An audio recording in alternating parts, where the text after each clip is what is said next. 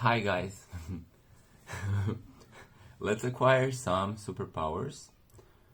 To introduce the superpowers, I'm going to say that superpower is basically just nature. And when you know something from observation, this knowing of nature becomes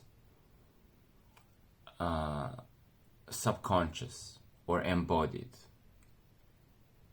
And now you evolved to operate with that subconscious integration of something. Now, let's say the power of speech. You had to learn the words and how to connect the words in order for your speech to make sense. So you could say that speech is a power that a human possesses. Also, you can say that it's very natural to develop speech. So when we talk about superpowers or yogic siddhis, they're actually integrated parts of nature that naturally develop in a human being. For example, everybody talks today about manifestation. I have this manifestation technique, or I manifested this or manifested that. See, you don't even have to do anything in particular to breathe. You don't have to do anything in particular for series of events to play out in your human experience or manifest. So everything is, as my friend says, auto magic. But then we may start to observe, expand our awareness, start to observe new perspectives in nature. They're new because they haven't been observed or studied by us before. As we observe them, we naturally understand. Let's say somebody may observe the movement of clouds and they have a knowing that there is going to be a rain.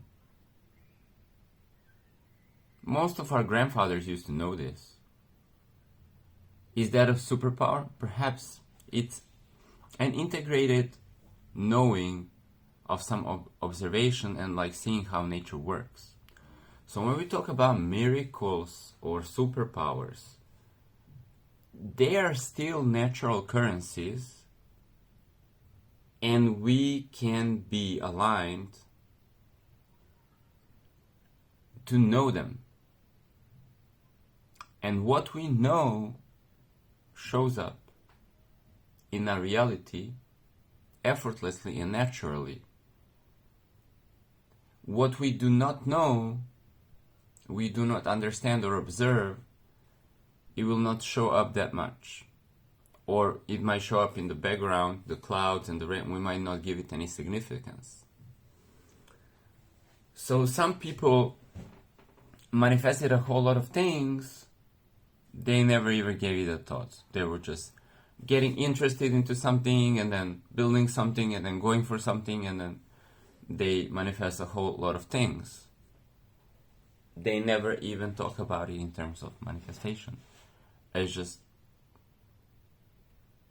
life works and I want that, and then okay, I'll get this and I'll go there, and then I get that, and so whatever, now I want something else. Now many people start to walk and talk.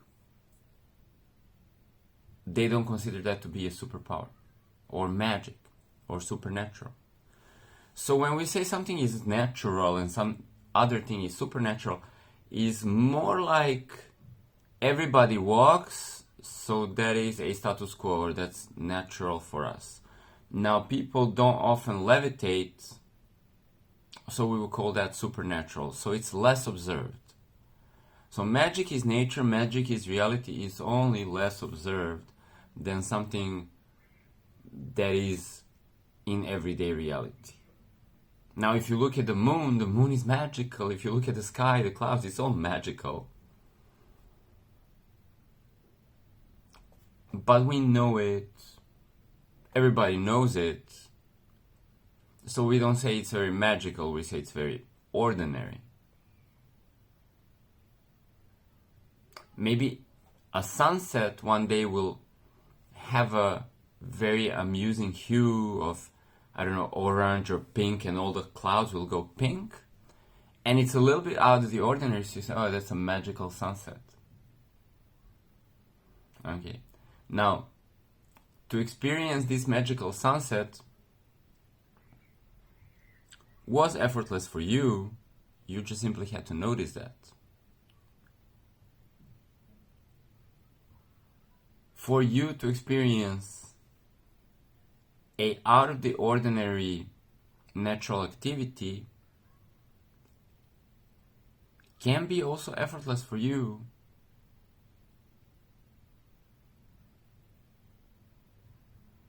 Once you allow yourself to start to perceive that part of nature. Usually it would be a metaphysical part of nature, or something that is not perceived through the senses, but is perceived through the mind, or the inner eye, or whatever, sixth sense, whatever you want to call it.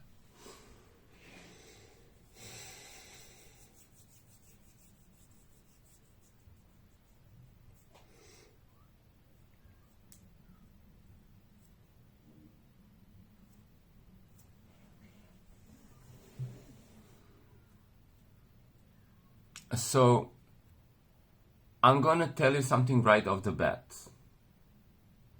To me, it became very normal and effortless just a few years ago to, well, in general, let's say shift timelines, but in particular, let's say turn the rain off, let's say. So there would be like a big ass rain falling right now, and then I just flip a switch in my mind and the rain just like it stops, like it hasn't been falling at all. And then, for example, I can go on a motorcycle and I can go to a restaurant without arriving there wet, because I didn't want to get wet. So in my own observation of reality, this is as effortless to choose whether the rain is falling right now or not at all, is as effortless as, let's say, a friend offered me a tea selection, and there was spicy chai, and there was rooibos, and there was some other, and I was like, oh yeah, I want to have spicy chai.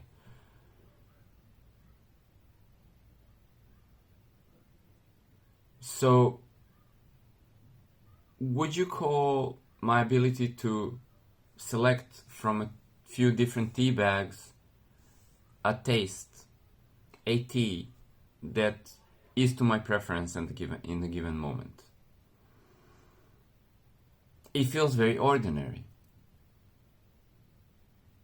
And this rain thing, or like, hey, stop rain, now feels very ordinary to me.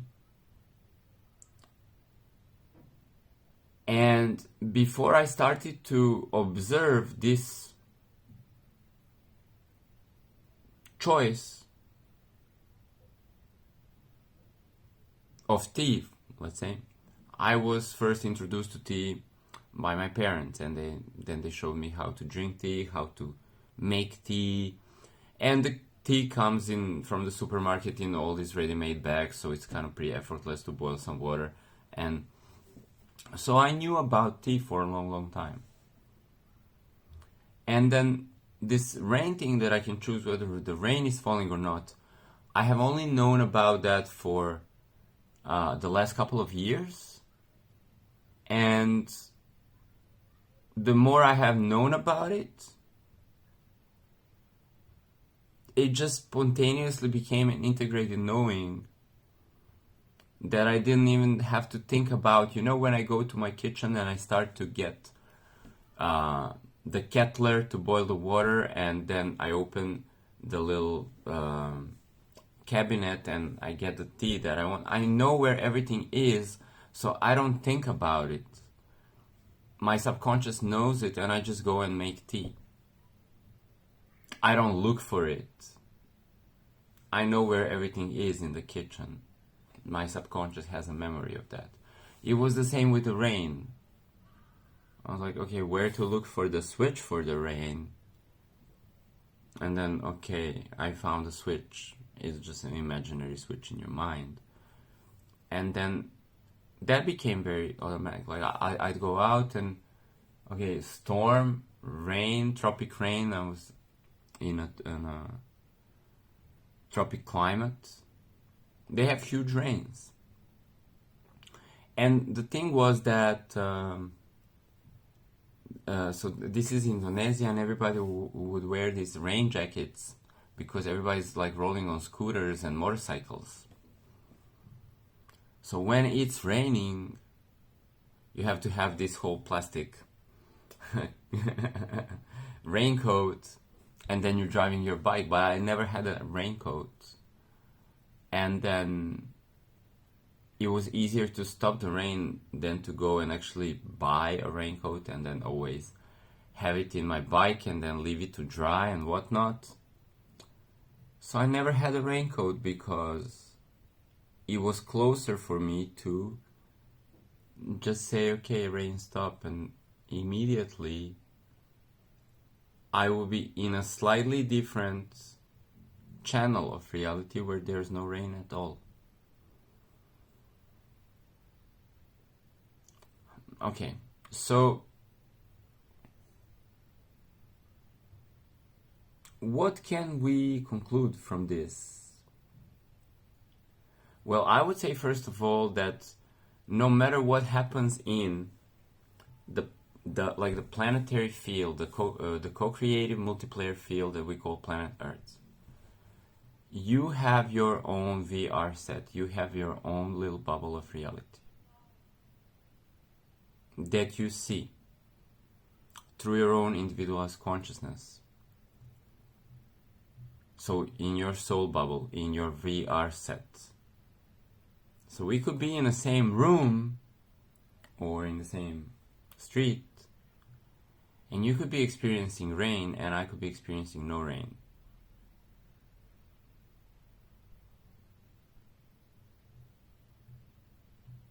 I also noticed this because I was actually in the same room or in the same road or in the same street with people, and they would have a completely different experience of what was going on in that road or in that street. And they were seeing things and describing things that felt like ordinary events. But for me, I was in a different street. I was in the same street, but in a different parallel timeline.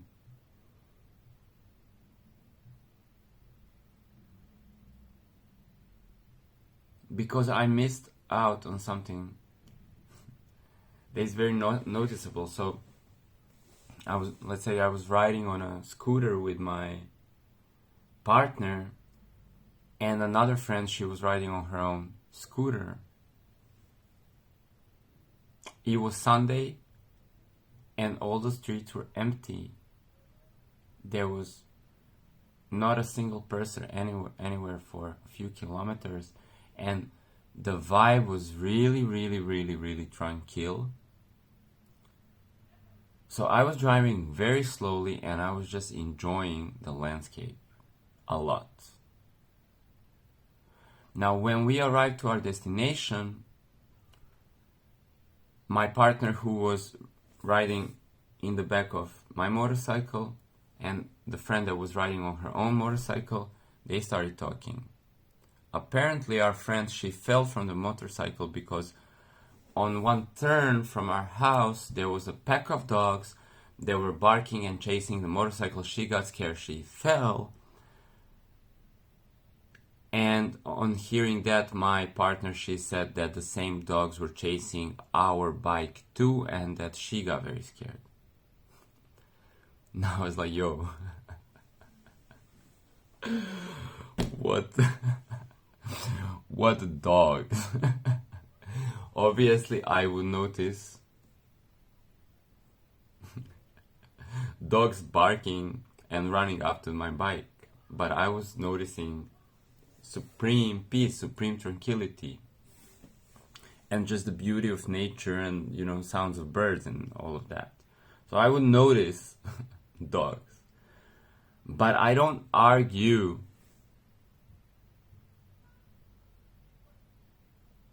I'm just saying we all have our own subjective realities.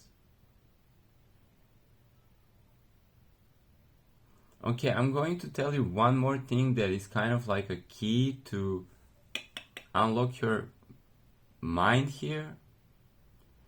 And it actually, I was used to quantum shifting and kind of like changing reality on the remote control when I'm going about it.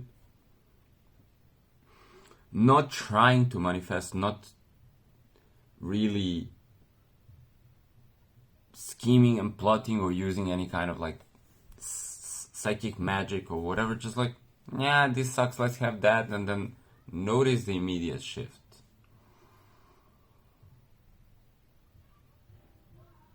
But still,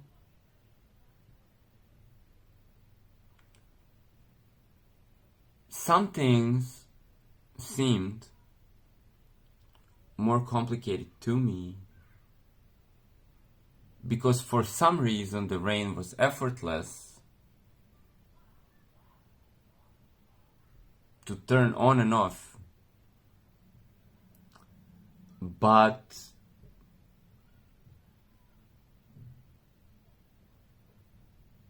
for other things I would maybe get into my head and have all of this reasoning.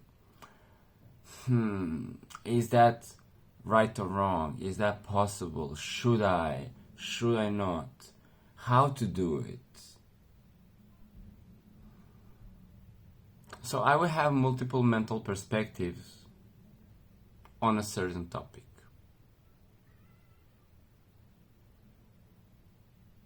Let's say, how to play the chess game.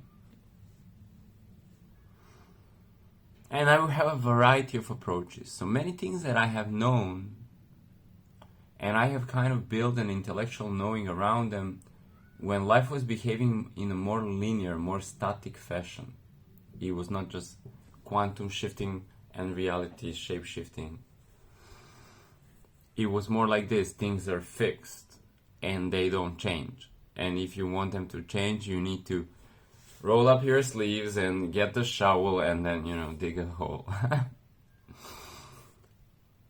So for many things that I have known, my persuasion and my logic was very linear, and then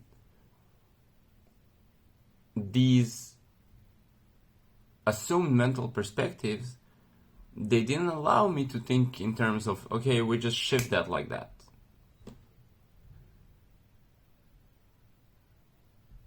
Only recently I have actually been able, I tried this for several times. Can I have money just appearing in my bank account? And then it appeared the next day for no fucking reason. But before, money was something complicated that I knew some strategies, how to create a business and then make money. So all of this was kind of interfering with this, okay, wait, like I have no idea. I just say, okay, this happens and that happens. And I had a breakthrough about money and chess and all the other stuff that I had a strategy for. So all the things that I just had a pure-hearted desire and I was literally like stupid about it, they shift effortlessly, magically, if you will, quantumly, if you will. But things that I had a previous linear understanding of and a strategy for, they get stuck into this pre-built paradigm.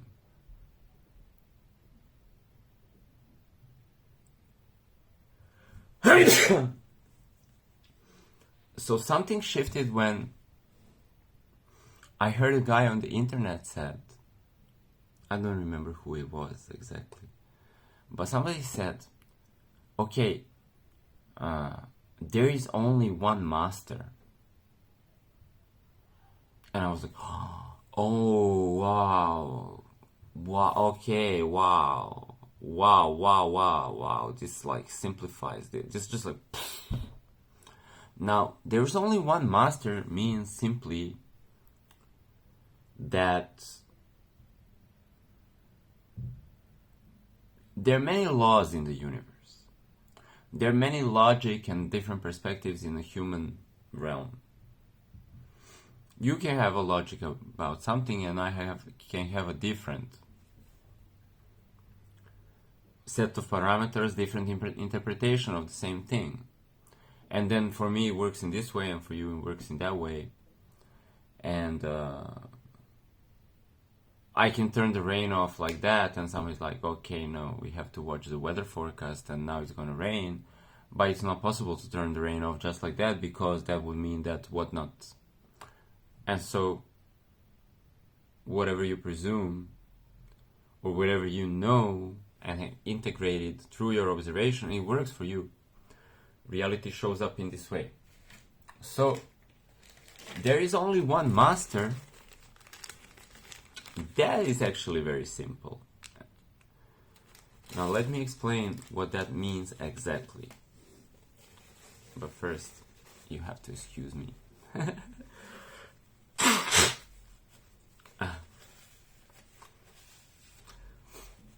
The wind caught me yesterday and I got a little bit of sneeze. Could I have turned the wind off? Perhaps, but I was quite enjoying the crazy weather and it never occurred to me to turn something on or off. It was turning itself. It was like winter, wind, snow, and then in 5 minutes summer. And I was going for a walk and it was just like epic to be in this crazy weather reality. So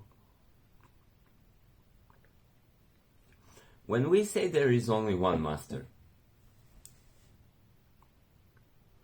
that simply means that whatever kind of idea I have as a individual player, individual soul, individual person here, in my own interpretation of reality, I can have many ideas about something. I can have many mindsets about something.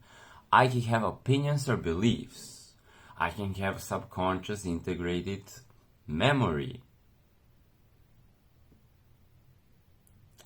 And usually people say, okay, but you want to change your mindset, but you need to change your subconscious because your subconscious creates your reality. Well, your beliefs do not create your reality.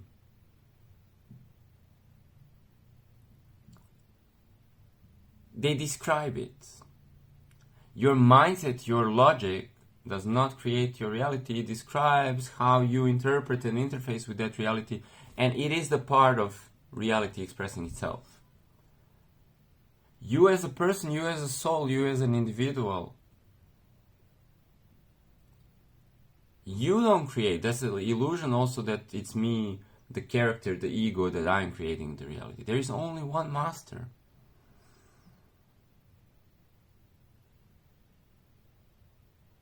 Master creates reality. Now, master is not your beliefs, master is not your subconscious, master is not your opinion of even what is possible or not. Master is not your habit, master is not some god in the sky even.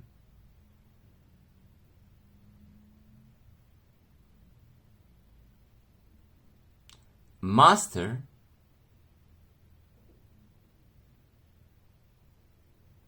is you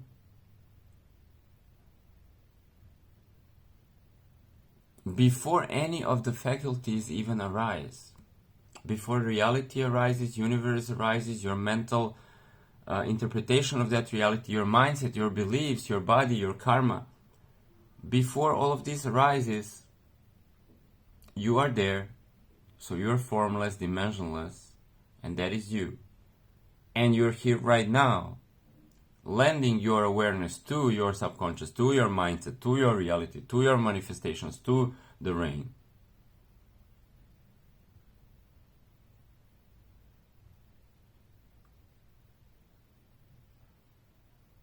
And this is God, so God is not there. You don't need to ask your mom, the government, you don't need to pray to God in the sky. We're actually praying to the innermost self, right? So master creates reality effortlessly, and master is you previous to your mindset, previous to your belief. So you can override your belief. You can override the rain. You can even override the physical things that are condensed here in molecules, because they are just appearances. You can override your own subconscious.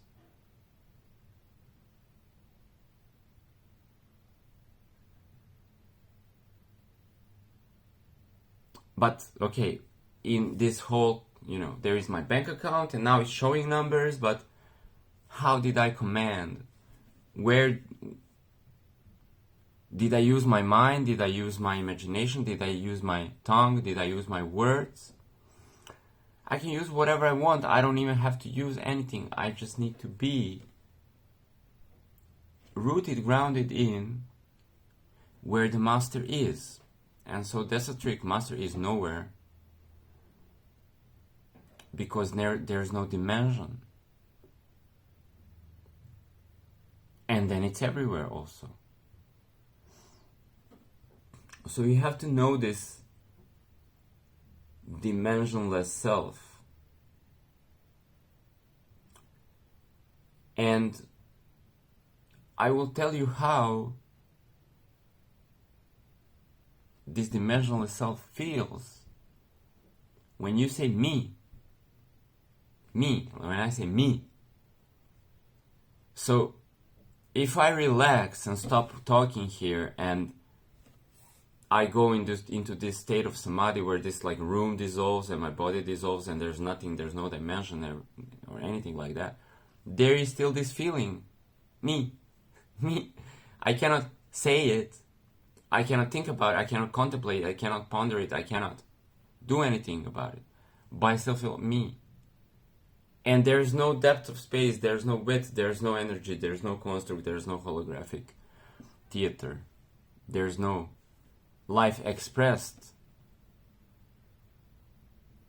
So me is God. Me does not care for your subconscious, it does not care for your convictions. Me is the master, and everything else,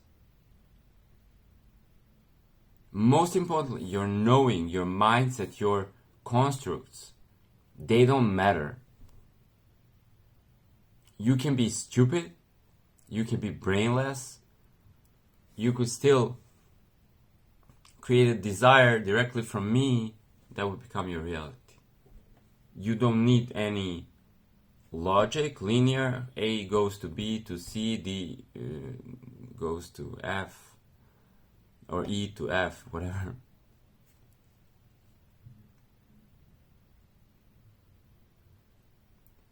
Me does it effortlessly.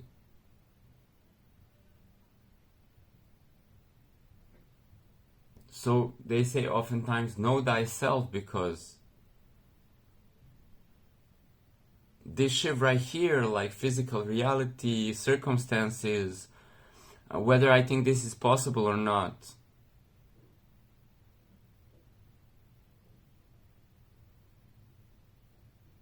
that is not determining what happens. Whether I think something is possible, whether I know how to do something or not, whether I think something is possible or not, that doesn't decide what I think or believe as an individual. That doesn't decide whether I pray to God or not, whether I know manifestation technique or not, or whether I have experience with that or not. That does not decide it. Me decides. And me is the master. It's the master of the universe, so it's effortless.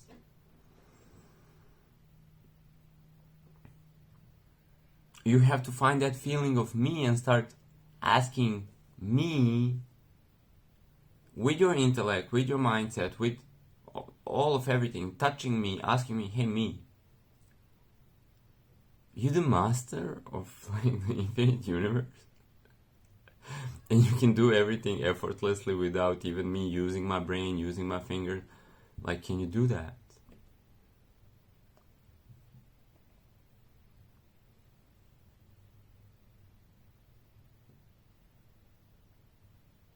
What me is gonna tell you, yeah, effortlessly, or not right now,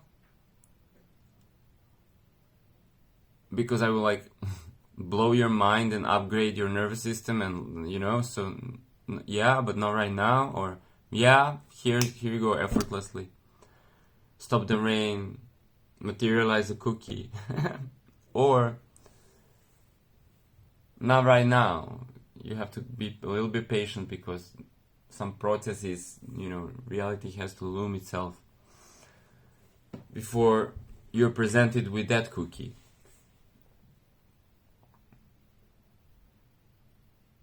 Or it tells you, don't even bother with that. Something even more amazing is coming.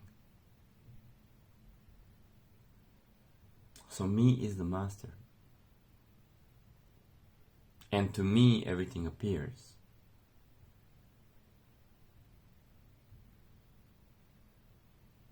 And it does not appear because of any other master or any other faculty. It appears to me because I created it, or me created it. So as me created all of this, it already created everything else.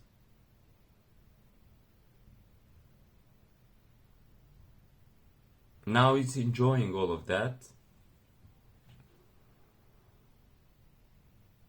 And the story that you're experiencing as your individuality, your larger being, not this just dimensionless me, but also me in the coating of my soul, my body, my spirit, and everything else. That story is a gamification.